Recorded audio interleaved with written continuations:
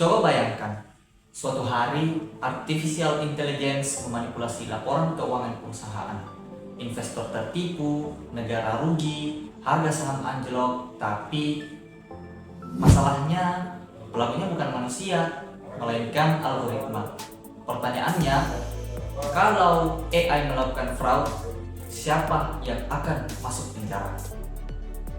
Halo semuanya, di era digital hari ini, artificial intelligence mulai digunakan dalam dunia akuntansi untuk audit otomatis, analisis transaksi, sampai pengambilan keputusan keuangan perusahaan. Menurut penelitian PwC tahun 2020, AI diprediksi menjadi bagian utama transformasi profesi akuntansi karena mampu meningkatkan efisiensi dan kecepatan analisis data keuangan. Bahkan Deloitte tahun 2021 menyebutkan bahwa AI menjadi fondasi baru dalam sistem audit modern. Namun masalahnya, AI tidak bekerja berdasarkan moral atau etika. AI bekerja berdasarkan pola data dan target yang diberikan oleh manusia. Filsuf teknologi Nick Bostrom dalam penelitiannya tahun 2014 menjelaskan bahwa sistem AI cenderung mengejar tujuan secara ekstrim jika tidak diberikan batas yang jelas. Artinya adalah target utama sebuah sistem adalah meningkatkan profit, maka AI bisa saja menemukan cara manipulatif untuk mencapai tujuan tersebut.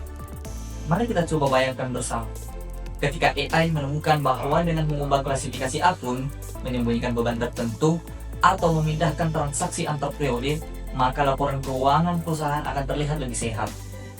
Secara sistem, memang AI berhasil mencapai target, akan tetapi secara etika dan hukum, tindakan itu termasuk financial statement fraud atau pelanggaran terhadap penyusunan laporan keuangan. Dan itu bukan sekadar teori. Pada tahun 2012, perusahaan keuangan Knight Capital Group mengalami kerugian sekitar 440 juta dolar hanya dalam waktu yang kurang dari 1 jam akibat kesalahan sistem algoritma trading otomatis. Sistem komputer melakukan transaksi secara tidak terkendali hingga mempengaruhi pasar saham. Kasus ini menunjukkan bahwa bagaimana algoritma yang tidak diawasi dengan baik itu bisa menyebabkan kekacauan besar dalam dunia keuangan. Kasus lain terjadi pada tahun 2016 ketika Wells Fargo terlibat skandal besar karena jutaan rekening nasabah palsu yang dibuat demi memenuhi target perusahaan. Tekanan sistem, budaya kerja berbasis target, membuat manipulasi data menjadi hal yang terjadi secara masif. Ini membuktikan bahwa teknologi dan sistem digital bisa memperbesar peluang fraud ketika etika mulai kita abaikan. Penelitian Sutton, Hall, dan Arnold pada tahun 2016 dalam bidang Accounting Information System menjelaskan bahwa perkembangan teknologi digital memang membantu efisiensi audit, akan tetapi juga meningkatkan risiko cyber fraud dan memanipulasi berbasis sistem. Bahkan konsep fraud triangle dari Donald Creasy tahun 1993 menjelaskan bahwa tekanan, peluang, dan rasionalisasi adalah faktor utama terjadinya sebuah fraud atau pelanggaran. Dan teknologi modern justru bisa memperbesar peluang tersebut. Dari dua kasus tadi, sekarang bisa kita ambil kesimpulan bahwa kita sedang terjebak di dalam fenomena black box algoritma, yaitu kondisi ketika AI menghasilkan sebuah keputusan yang bahkan pembuatnya sendiri tidak benar-benar memahami bagaimana keputusan itu dihasilkan. Menurut penelitian baru tahun 2016 menjelaskan bahwa kompleksitas algoritma modern membuat transparansi sistem AI menjadi sangat sulit kita pahami, bahkan oleh para pembuat tersebut. Ini menjadi ancaman serius bagi profesi akuntansi karena fraud modern mungkin tidak lagi dilakukan manual seperti dengan memalsukan tanda tangan atau dokumen fisik.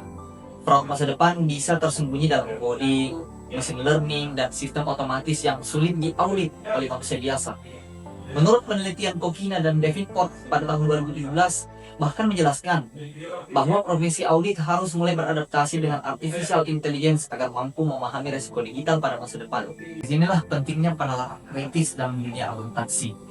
Akuntan masa depan tidak hanya cukup memahami debit dan kredit, akan tetapi mereka harus lebih dari itu. Mereka juga harus memahami etika teknologi, keamanan data, dan dampak sosial dari artificial intelligence. Karena akuntansi bukan hanya soal angka, akan tetapi juga soal tanggung jawab moral kepada publik. Filsuf teknologi Nick Bostrom dalam bukunya Super Intelligence, Facts, Dangers, and Strategy tahun 2014 menjelaskan bahwa artificial intelligence bisa menjadi berbahaya ketika sistem diberikan tujuan yang sangat kuat tanpa batasan etika yang jelas. Menurutnya juga di dalam bukunya bahwa masalah terbesar AI bukan terletak pada mesinnya. Sekali lagi, bukan pada mesinnya, tetapi pada manusia yang merancang dan menggunakannya. Teknologi bisa mempercepat pekerjaan manusia, akan tetapi ingat bahwa teknologi juga bisa mempercepat manipulasi jika digunakan tanpa tanggung jawab moral. Jadi intinya, AI memang membawa revolusi besar dalam dunia akuntansi, akan tetapi tanpa pengawasan dan etika yang kuat, AI juga bisa menjadi alat fraud yang paling canggih dalam sejarah keuangan modern. Dan mungkin pertanyaan terbesar hari ini bukan apakah AI bisa menggantikan manusia, akan tetapi apakah manusia masih mampu mengendalikan AI. Menurut kalian, kalau AI melakukan manipulasi laporan keuangan, siapa yang paling bertanggung jawab? Programmer, perusahaan, atau pengguna AI itu sendiri? Tulis pendapat kalian di kolom komentar. Jangan lupa like, comment, and subscribe untuk video-video selanjutnya. Saya Muhammad Rafli, see you next time.